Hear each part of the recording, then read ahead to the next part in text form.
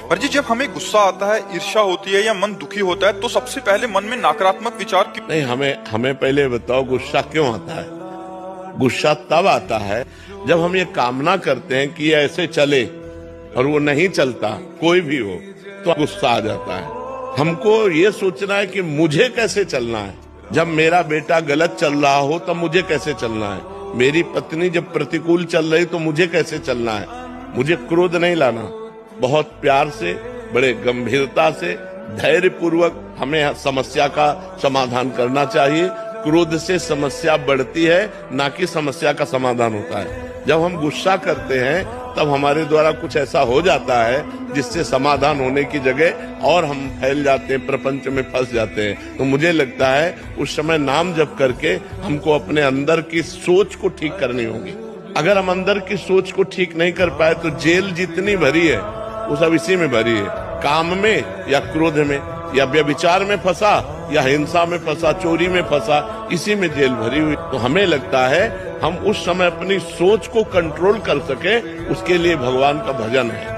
भगवान के भजन में बहुत बड़ी सामर्थ्य है और सामने वाले का परिवर्तन क्रोध से नहीं होता, हमारी नम्रता और विनम्रता और सहनशीलता से होता है। एक बार श्री स्वामी एकनाथ जी महाराज महाराष्ट्र के गंगा स्नान करने गए, तो स्नान करके लौट रहे थे तो ऊपर विधर्मी का महल था, गली के ऊपर। उसने थूक दिया, देखा महात्मा का नहा के जा, तो ऊपर थूक दिया, ऊपर गिरा। वो फिर नहाने गए, वही गली थी, फिर लौटे, फिर थूक दिया, 100 बार थूका। वो 100 बार स्नान करके आए। जब 100 बार स्नान करके आए तो हार गया। वो नीचे उतर के आया और प्रणाम किया और कहा मुझे क्षमा कर दो। उनका क्यों भैया? बोले मैंने 100 बार आपके ऊपर थूका, अपराध किया। बोले नहीं, आपने बड़ी कृपा की।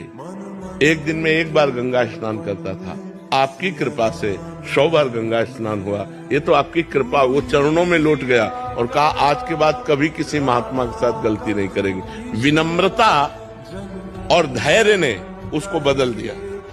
अगर उसी समय गाली देते तो शायद और थूकता और गुस्सा करता या और विपरीत चला जाता, लेकिन वो कुछ नहीं बोले तो उसका सुधार हो गया।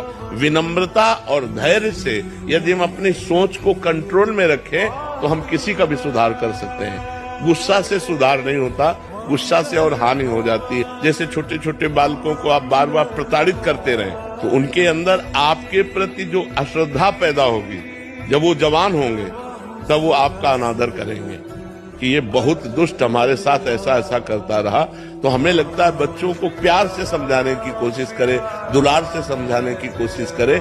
ज्यादा क्रोध का प्रयोग ठीक नहीं है।